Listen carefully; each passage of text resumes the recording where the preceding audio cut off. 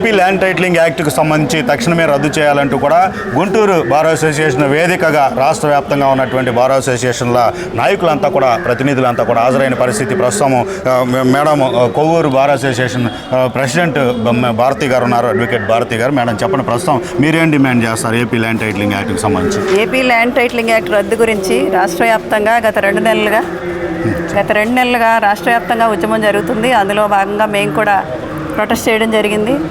అయితే రాష్ట్ర వ్యాప్తంగా ఒక కార్యాచరణ కొరవడింది. మాలో ఐక్యత, ఒక యూనిటీగా ఒకే పద్ధతిలో జరగట్లేదు. కాబట్టి ఇక్కడ గుంటూరు వేదికగా అందరం ఒకసారి మళ్ళీ ఇక్కడ కలవడం జరిగింది. గుంటూరు డిస్ట్రిక్ట్ ఫెడరేషన్ ఆధ్వర్యంలో ఈవేళ ఈ మీటింగ్ కండక్ట్ చేశారు. తదుపరి కార్యాచరణ ఎలా ఉంటుందనేది దానికోసం, ఆ దిశానిర్దేశం కోసం మేము అందరం ఇక్కడ కలవడం జరిగింది. ఇక్కడ మీటింగ్ చాలా సక్సెస్ఫుల్గా జరిగింది. ఈ మీటింగ్ని అనుసరించి మేము ఇంకా జనంలోకి దీన్ని ఇంకా ఉధృతంగా తీసుకెళ్దామని అనుకుంటున్నాం. యాక్ట్ దుష్పరిణామాల గురించి ప్రజల్లోకి తీసుకెళ్ళడం, ఈ యాక్ట్ రద్దయ్యే వరకు కూడా స్టేట్ జేఏసీలో భాగంగా మేము కూడా పోరాడతామని చెప్తున్నాం. మేడం, ప్రస్తుతం అసలు ఈ యాక్ట్ వచ్చిందని చెప్పి తెలియగానే మీకేమనిపించింది? యాజ్ అడ్వకేట్గా దీంట్లో లోపాలు, ప్రజలకు కలిగేటటువంటి సమస్యలు, అడ్వకేట్కి కలిగేటటువంటి పరిస్థితులు. ఈ యాక్ట్ ఏంటంటేనండి, మొదటి నుంచి కూడా చాలా దుష్పరిణామాలను చట్టం. పెద్దలు సీనియర్స్ అందరూ కూడా దీన్ని పరిశీలించారు. అలాగే మేము కూడా దీని మీద అవగాహన కల్పించుకుని ఈ ఉద్యమంలో భాగంగా దాని గురించి వివరించడం జరిగింది. ఇప్పుడు మనకి మొదటి నుంచి కూడా ఏంటంటే, న్యాయ వ్యవస్థ అనేది ఒక ఎగ్జిక్యూటివ్కి, లెజిస్లేచర్కి డిఫరెంట్గా ఒక స్వతంత్ర ప్రతిపత్తి కలిగిన న్యాయ వ్యవస్థ. అయితే ఈ వ్యవస్థని నిర్వీర్యం చేస్తూ ఎగ్జిక్యూటివ్కి పవర్స్ ఇవ్వడం వల్ల ఏంటంటే ఓవర్లాపింగ్ ఆఫ్ గవర్నమెంట్ అన్ని విభాగాలు కూడా స్వతంత్రంగా పనిచేయాల్సిన వ్యవస్థను కూడా వాళ్ళ చేతిలోకి తీసుకోవడం కోసం ఇది అధికారులు అలాగే గవర్నమెంట్ ప్రభుత్వ అండదండలతోటి వాళ్ళని నడిపించాలనే ఉద్దేశంతో యాక్ట్ తీసుకొచ్చినట్టుగా తెలుస్తుంది. ఈ యాక్ట్ వల్ల ఏమవుతుందంటే, రేపటి రోజున ప్రజలు అంటే ధైర్యంగా వాళ్ళ సమస్యల్ని కోర్టుకు చెప్పుకునే అవకాశం లేకుండా కోర్టు యొక్క పరిధిని తగ్గించి రెవెన్యూ అధికారుల దగ్గరికి దీన్ని పంపించడం జరుగుతుంది. అక్కడ న్యాయ నిపుణులు అనేవాళ్ళు ఎవరు ఉండరు. అలాగే ఓపెన్ కోర్టులో పబ్లిక్గా జరగాల్సిన వ్యవస్థ అంతా కూడా చీకటి మాటన చాటు మాటన జరుగుతుంది. ఆ తర్వాత ఇది దందాలకి, కబ్జాలకి కూడా చాలా అవకాశం ఇచ్చే చట్టం. రాజకీయ జోక్యం విపరీతంగా ఉంటుంది.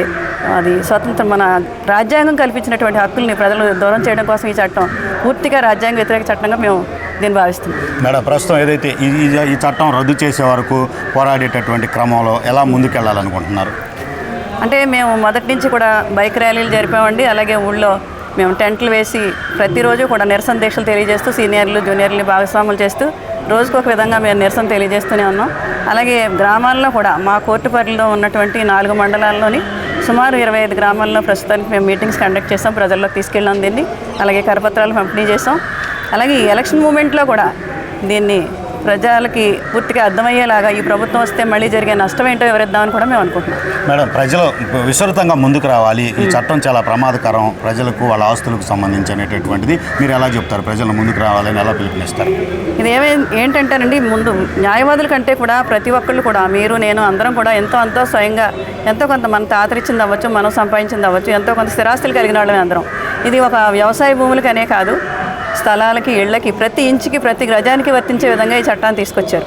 రేపటి రోజున ఏంటంటే, అన్నదమ్ముల్లో ఉండే వ్యక్తులు కూడా చిన్న గోడ తగుకో, కొన్న గజం తగుకో, పక్కపక్క రైతులు, పక్కపక్క ఇళ్ళవాళ్ళు కూడా దీనికి అశాంతిని ప్రేరేపించే విధంగా ఈ చట్టం ఉంది.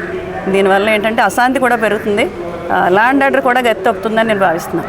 మేడం, ప్రస్తుతం ఒక గట్టు దగ్గర కనీసం ఒక ఇంటికి సంబంధించి, పక్కపక్క ఇళ్లకు సంబంధించి వచ్చినటువంటి చిన్న ఇష్యూస్ కూడా ఎవరు న్యాయం చెప్పలేని పరిస్థితి కోర్టుకు వస్తే మినహా. అలాంటిది ఒక అధికారి ఇలాంటి స్థిరాస్తులకు సంబంధించి, అలాగే ల్యాండ్ ఇష్యూస్కి సంబంధించినటువంటి వాటిల్లో ఎలా పారదర్శకంగా చెప్పగలరా అసలు ఈ చట్ట ప్రకారం న్యాయం? దీనికి ఏంటంటే, ఒక చట్టం అంటే ఇక్కడ ఏమి ఒక సివిల్ తగు అంటే ఒక చట్టాన్ని ఆదరించి ఉండదండి. నంబర్ ఆఫ్ యాక్ట్స్ ఉంటాయి ఇందులో. ఒక సివిల్ కేసు దాన్ని చేయాలి అంటే ఒక ఇంతకాలంలో వేసుకోవాలనే దానికి ఒక లిమిటేషన్ యాక్ట్ ఉంటుంది, ఒక వారసత్వ చట్టాలు ఉంటాయి, అలాగే ట్రాన్స్ఫర్ ఆఫ్ ప్రాపర్టీ యాక్ట్ ఉంటుంది, స్పెసిఫిక్ రిలీఫ్ యాక్ట్ ఉంటుంది. ఎన్నో చట్టాలను పరిశీలించవలసి ఉంటుంది జడ్జెస్ కూడా. అవి కూడా చట్టం పరిధిలో ఆ లిమిటేషన్లో వేసుకున్నారా లేదా, ఇది దేనికి ఎందుకు వస్తుంది, దీన్ని ఏ రకంగా డిసైడ్ చేయాలి, టైటిల్ డిసైడ్ చేయడం అంటే ఎలాగో, పొజిషన్ డిసైడ్ చేయడం అంటే ఎలాగో, ప్రతిదానికి ఒక న్యాయ సూత్రాలు ఉంటాయండి, ఒక సాక్ష్యాలు ఉంటాయి, రకరకాల పద్ధతులు ఉంటాయి. ఈ పద్ధతులు ఏవి పాటించకుండా కనీస న్యాయ పరిజ్ఞానం లేని ఒక వ్యక్తిని టీఆర్ఓగా వేసి అతని ముందు దీని పరిష్కారాన్ని పెడితే ఇంకా మనం మాటల్లో చెప్పలేమండి. ఇది చూపించే దుష్పరిణామం మామూలుగా ఉండదని నేను భావిస్తున్నాను. అంటే ప్రభుత్వానికి మీరు స్పష్టంగా ఏం చెప్తారు?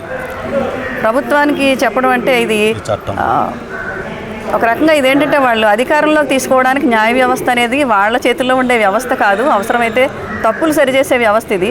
అది ప్రభుత్వాధికారులు అవ్వచ్చు, ప్రభుత్వం అవ్వచ్చు, చట్టసభల్లో జరిగే చట్టాలను కావచ్చు, దేన్నైనా కరెక్ట్ చేయడానికి పనికొచ్చే వ్యవస్థని వాళ్ళు గుప్పిట్లోకి తీసుకోవడం అనేది సాధ్యపడేది కాదు. ఇది కోర్టులో అయినా సరే ఇది వీగిపోతుంది చట్టం అనేది మేము చెప్తున్నాం.